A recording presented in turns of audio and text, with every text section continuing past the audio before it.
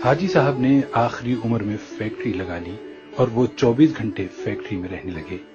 वो 16 से 18 घंटे दफ्तर में काम करते थे और जब थक जाते थे तो फैक्ट्री के गेस्ट हाउस में सो जाते थे। हाजी साहब के मिजाज की ये तब्दीली सबके लिए हैरान कुन थी। वो 30 बरस तक दुनियादारी, कारोबार और रुपए पैसे से अलग थलग रहे थे। उन्होंने ये अरसा इबादत और रियाजत में गुजारा था और अल्लाह ताला ने उन्हें इस रियाजत का बड़ा खूबसूरत सिला दिया था। वो अंदर से रोशन हो गए थे। वो सुबह 8 बजे अपनी बैठक खोलते थे और रात गए तक उनके गिर्द लोगों का मजमा रहता था। लोग अपनी अपनी हाजत लेकर उनके पास आते थे। वो उनके लिए दुआ का हाथ बुलंद कर देते थे और अल्लाह ताला साइल के मसाइल हल फरमा देता था। अल्लाह ताला ने उनकी दुआओं को कबूलियत से सरफराज कर रखा था, लेकिन फिर अचानक हाजी साहब की जिंदगी ने पलटा खाया। वो एक दिन अपनी गद्दी से उठे, बैठक बंद की, अपने बेटों से सरमाया लिया और गारमेंट्स की एक दरमियाने दर्जे की फैक्ट्री लगा ली। उन्होंने इस फैक्ट्री में 500 खवातीन रखी। खुद अपने हाथों से यूरोपीय खवातीन के लिए कपड़ों के नए डिजाइन बनाए। ये डिजाइन यूरोप भिजवाए, बाहर से ऑर्डर्स आए और हाजी साहब ने माल बनवाना शुरू कर दिया। यूं उनकी फैक्ट्री चल निकली और हाजी साहब दोनों हाथों से डॉलर समेटने लगे। दुनिया में सब गारमेंट्स की कमोबेश लाखों फैक्ट्रियां होंगी और इन फैक्ट्रियों के इतने ही मालिकान होंगे, लेकिन इन लाखों मालिकान में हाजी साहब जैसा कोई दूसरा किरदार नहीं होगा। पूरी दुनिया में लोग बुढ़ापे तक कारोबार करते हैं और बाजार रुपए पैसे और अकाउंट से ताइब होकर अल्लाह अल्लाह शुरू कर देते हैं, लेकिन हाजी साहब उनसे बिल्कुल उलट हैं। उन्होंने 35 साल की उम्र में कारोबार छोड़ा, अल्लाह से लौ लगाई, लेकिन जब वो अल्लाह के करीब हो गए तो उन्होंने अचानक अपनी आबाद खानकाह छोड़ी और मकरूहात के गड़े में छलांग लगा दी। वो दुनिया के वाहिद बिजनेसमैन हैं जो फैक्ट्री से दरगाह तक गए थे और फिर दरगाह से वापस फैक्ट्री पर आ गए। हाजी साहब की कहानी एक कुत्ते से शुरू हुई थी और कुत्ते पर ही आकर खत्म हुई। ये 35 बरस पुरानी बात थी। हाजी साहब की गारमेंट्स फैक्ट्री थी। हाजी साहब सुबह सुबह फैक्ट्री चले जाते थे और रात भीगने तक काम करते थे। एक दिन वो फैक्ट्री पहुंचे तो उन्होंने देखा कि एक दरमियाने कद-काट का कुत्ता घिसट घिसट कर उनके गोदाम में दाखिल हो रहा है। हाजी साहब ने गौर किया तो पता चला कि कुत्ता शदीद जख्मी है। शायद वो किसी गाड़ी के नीचे आ गया था, जिसके बायस उसकी 3 टांगें टूट गई थी और वो सिर्फ एक टांग के जरिए अपने जिस्म को घसीट कर उनके गोदाम तक पहुंचा था। हाजी साहब कुत्ते पर बड़ा रहम आया। उन्होंने सोचा वो कुत्ते को जानवरों के किसी डॉक्टर के पास ले जाते हैं, उसका इलाज कराते हैं और जब कुत्ता ठीक हो जाएगा तो वो उसे गली में छोड़ देंगे। हाजी साहब ने डॉक्टर से राब्ते के लिए फोन उठाया, लेकिन नंबर मिलाने से कबल उनके दिल में एक अनोखा ख्याल आया और हाजी साहब ने फोन वापस रख दिया। हाजी साहब ने सोचा कुत्ता शदीद जख्मी है, इसकी 3 टांगें टूट चुकी हैं, इसका जबड़ा जख्मी है और पेट पर भी चोट का निशान है, चुनाचे कुत्ता अब रोजी रोटी का बंदोबस्त नहीं कर सकता। हाजी साहब ने सोचा अब देखना यह है कि कुदरत इस कुत्ते की खुराक का बंदोबस्त कैसे करती है। हाजी साहब ने मुशाहिदे का फैसला किया और चुपचाप बैठ गए। वो कुत्ता सारा दिन गोदाम में बेहोश पड़ा रहा। शाम को जब अंधेरा फैलने लगा तो हाजी साहब ने देखा उनकी फैक्ट्री के गेट के नीचे से एक दूसरा कुत्ता अंदर दाखिल हुआ। कुत्ते के मुंह में एक लंबी सी बोटी थी। कुत्ता छुपता छुपाता गोदाम तक पहुंचा, जख्मी कुत्ते के करीब आया, उसने पांव से जख्मी कुत्ते को जगाया और बोटी उसके मुंह में दे दी।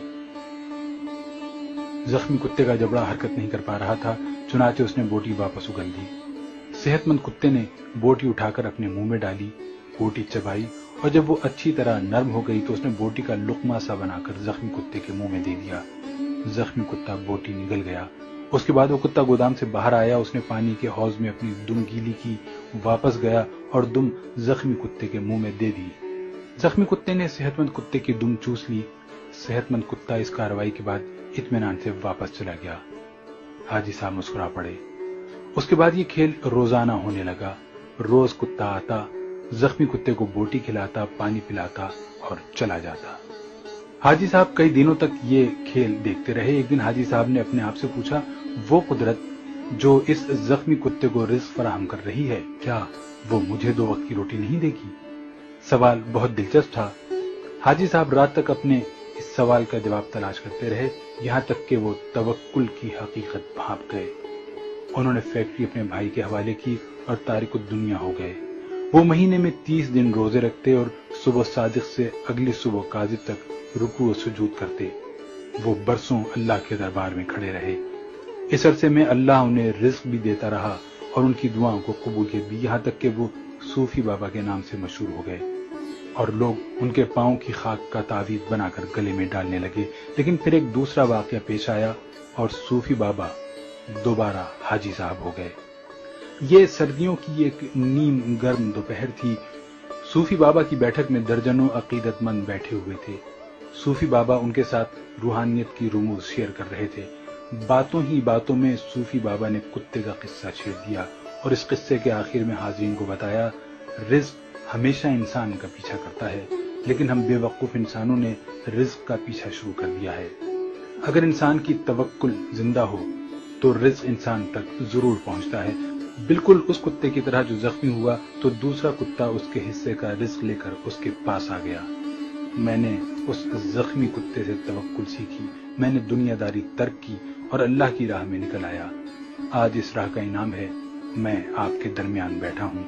ان 30 برسوں میں کوئی ایسا دن نہیں گزرا جب اللہ تعالیٰ نے کسی نہ کسی وسیلے سے مجھے رزق نہ دیا ہو یا میں کسی رات بھوکا سویا ہوں۔ میں ہمیشہ اس زخمی کتے کو تھینک یو کہتا رہتا ہوں جس نے مجھے توکل کا سبق سکھایا تھا۔ صوفی بابا کی محفل میں ایک نوجوان پروفیسر بھی بیٹھا تھا۔ پروفیسر نے جینز پہن رکھی تھی اور اس کے کان میں MP3 کا ایئر فون لگا ہوا تھا۔ نوجوان پروفیسر نے ایئر فون اتارا اور قہقہ لگا کر بولا، صوفی بابا، ان دونوں کتوں میں افضل زخمی کتا نہیں تھا، بلکہ وہ کتا تھا جو روز شام کو زخمی کتے کو بوٹی چبا کر کھلاتا تھا اور اپنی گیلی دم سے اس کی پیاس بجھاتا تھا۔ کاش آپ نے زخمی کتے کے توکل کے بجائے صحت مند کتے کی خدمت، قربانی اور ایثار پر توجہ دی ہوتی تو آج آپ کی فیکٹری 500-600 لوگوں کا چولہا جلا رہی ہوتی۔ صوفی بابا کو پسینہ آ گیا۔ نوجوان پروفیسر بولا، صوفی بابا، اوپر والا ہاتھ نیچے والے ہاتھ سے افضل ہوتا ہے۔ وہ صحت مند کتا اوپر والا ہاتھ تھا جبکہ زخمی کتا نیچے والا۔ افسوس، آپ نے نیچے والا ہاتھ تو دیکھ لیا لیکن آپ کو اوپر والا ہاتھ نظر نہیں آیا۔ میرا خیال ہے کہ آپ کا یہ سارا تصوف اور سارا توکل خود غرضی پر مبنی ہے، کیونکہ ایک سخی بزنس مین 10,000 نکمے اور بے ہنر درویشوں سے بہتر ہوتا ہے۔ نوجوان اٹھا، اس نے سلام کیا اور بیٹھک سے نکل گیا۔ حاجی صاحب نے 2 رکعت نفل پڑھے، بیٹھک کو تالا لگایا اور فیکٹری کھول لی۔ وہ اب عبادت بھی کرتے ہیں اور کاروبار بھی۔